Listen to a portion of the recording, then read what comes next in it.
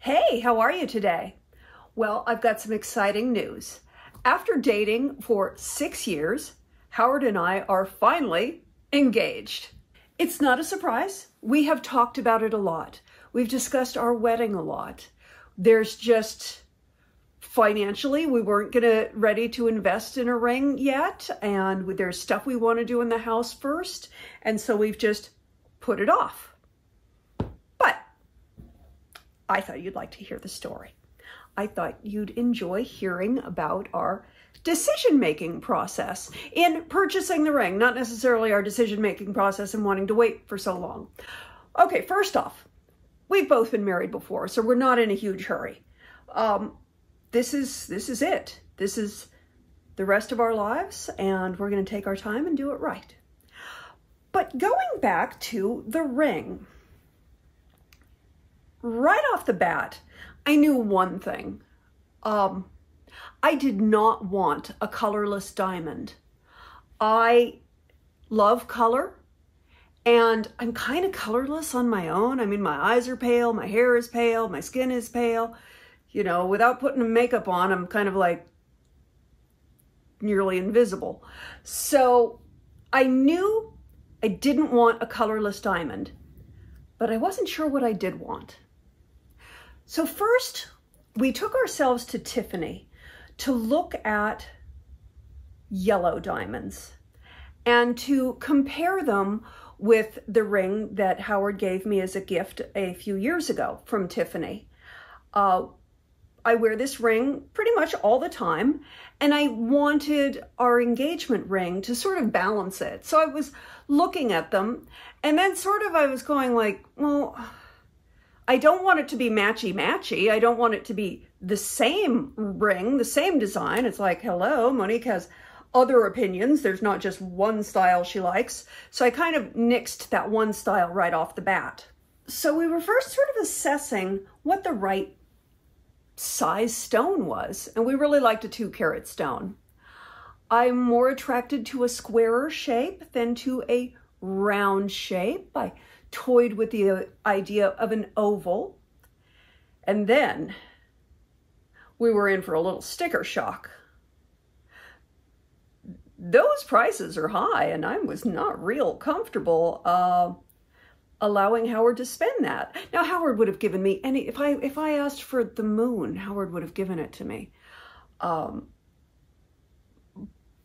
there's only so much money you want to wear on your hand, right? You know, before it starts seeming uncomfortable. So after the sticker shock at Tiffany, we decided to go get a beautiful lunch and had great lunch at True Food. And then we went across to Blue Nile. Now, it was interesting shopping at Blue Nile because they only have the rings there and they don't have the stones. They have a full assortment of stones that you can purchase online. You have to fully pay for the stone before they will create the ring. So it was a bit of an education diamond shopping, and especially shopping for a yellow diamond. I learned a lot. There was a big process of learning about and looking at the different color variations. And I find that I like the fancy, intense yellow or a vivid yellow. But the really vivid yellows were really hard to find. We looked at Blue Nile and we thought, do we want to order a stone and have it set into a setting? Gave that some thought. We looked at Costco because Costco has terrific quality diamonds for very reasonable price. And they had great quality diamonds, but I didn't like the settings. Like, for one, I thought that the prongs on the diamond looked like little claws, and I didn't care for that. All in all, I found the settings at Costco to be overly large and a bit on the garish side. Again, for me. For somebody else, they're beautiful. But for me, they all were a bit much. I didn't need a gazillion diamonds around. I didn't need big diamonds around. I wanted a ring that had grace and elegance rather than size. So we really went back to looking at blue Nile. And after looking for a long time, we found a stone. And we looked at it, and we got footage from the jeweler, and we got a couple of different shots of the stone, and we thought, it's a little paler than we wanted, but it's really pretty and has a nice sparkle to it. And we pulled the trigger, and we spent the money. And then we got delayed, and then the stone was delayed, and then the stone was delayed, and meanwhile, we were going to go pick it up, and we had to cancel flights because it was delayed. Of course, the flights, you know, there was a charge having to cancel them, and of course, we'd set up for parking and everything, and there was a charge having to cancel all that parking. And then it was late again, and we looked at each other one morning, and he's like, I don't feel good about this. I don't feel good about this purchase at all. And if they're this late getting the stone to us just to see it, what about when we ask them to actually create the ring? We read a lot of very disturbing things online where people had to cancel their weddings and postpone their weddings because the jewelry wasn't ready yet. And that just seemed like insanity. So we canceled the order. And then we waited and waited and waited for them to refund the money that they said would be in, 9 to 10 business days. And, then, somehow that email got lost, and somehow this information got lost. So it went on for a long time, and we were very nervous, thinking that we had just lost a lot of money. After that, we started talking about Tiffany again.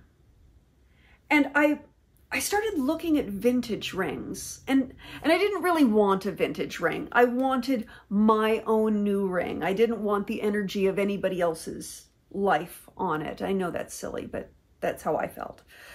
Vintage for other jewelry, but not for this piece of jewelry. Not for something that's symbolizing our love for eternity. So I saw this one ring that was vintage, and it just was so pretty. And I looked and looked, and Tiffany had nothing like it anymore. We were both sitting at home one day, and I'm on my phone, and Howard's on his phone, and we're both looking at Tiffany, and we both looked at each other and said, I just saw something. And we saw the same ring at the same time. And we looked at that, and I said, I think that's it. And Howard's like, let's go. And we got in the car, and we went right to Tiffany. And we were very excited, and they didn't have it in stock. In fact, when we told them the size we wanted, they had to do a search for it. And it turns out that there are only 5 of the stones that I wanted in the size that I wanted in this ring. And 4 of them were located in some place that I couldn't get them from. But one was in Singapore. And so they sent to Singapore for my engagement ring. And we just sort of put it out of our minds. And it didn't take too long. And we got a phone call from Tiffany. So we went to go see, would this be my engagement ring?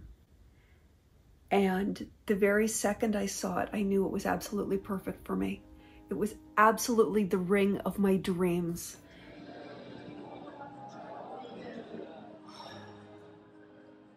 It's beautiful. No, it's not gaudy at all. That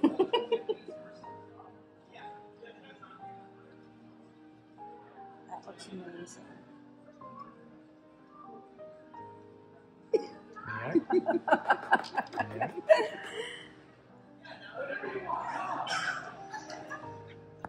Yeah, that looks really cool. I was just shaking. It was so amazing to see that, and Howard felt the same.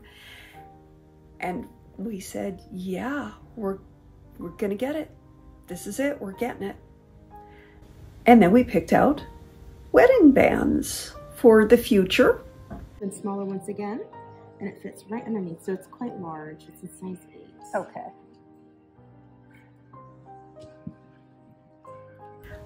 Just mine. We'll pick out his later. But that was fun picking out the wedding band style that I want with my engagement ring.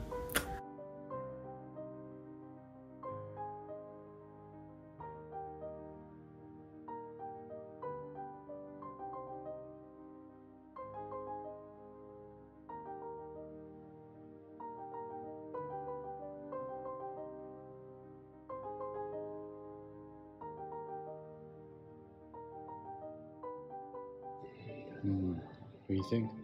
I think I like this one the most, but I have to also think about wearing it when it's... So it was very exciting to find the wedding ring, but they didn't have it in my size. So as hard as it was, we decided to leave the engagement ring there at Tiffany and wait to pick it up with the wedding ring at the same time. So we walked away, but just a few days later, we got a call from Tiffany and we headed on back.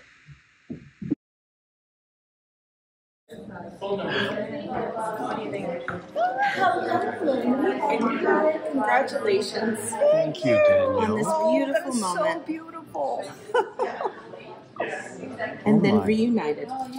Oh, great presentation. Wow.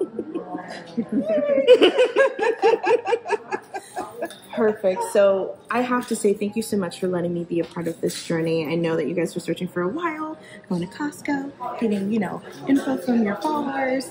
But thank you for trusting me to find this beautiful ring that's traveled from Indonesia to get here to be placed on your finger. Danielle, can you give us just real quick, tell us about the story about this particular sapphire? Yeah, so Tiffany Company, we pride ourselves on having the best and sourcing the best. And so when it comes down to our blue sapphires are only sourced from Sri Lanka.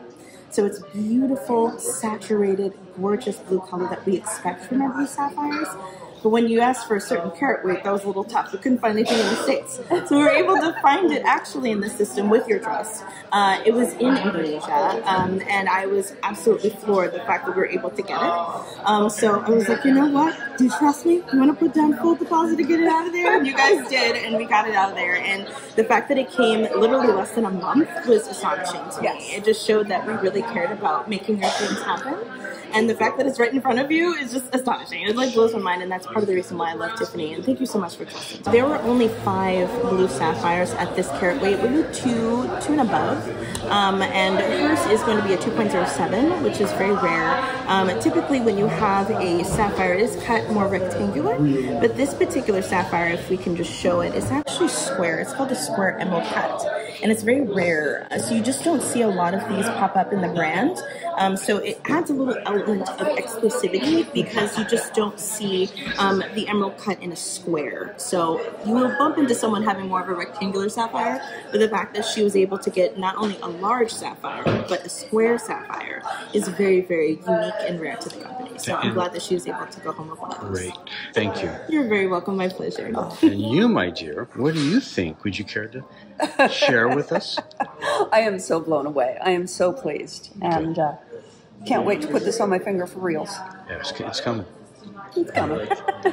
We took them home, packed them away, because we wanted to wait for the right moment to get engaged. And that moment was just a few days ago when we were in Paris. That's right. Howard proposed to me in Paris with the Eiffel Tower right behind us. We're on a balcony on the Champs-Élysées. It was the most beautiful, perfect moment.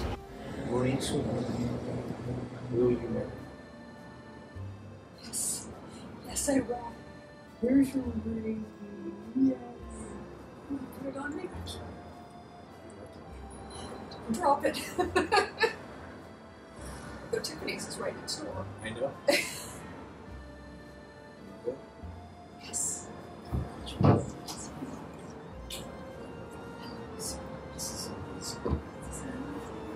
Huzzah! Huzzah!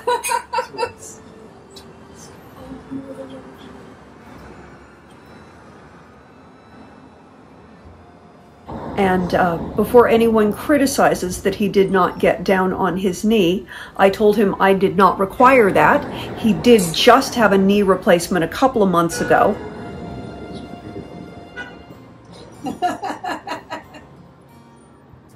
That's awesome.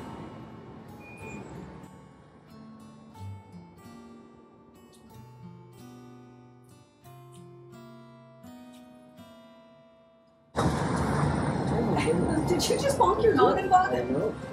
Sink will be proud. At least I have a cushion. Wow. Isn't that amazing? That's great.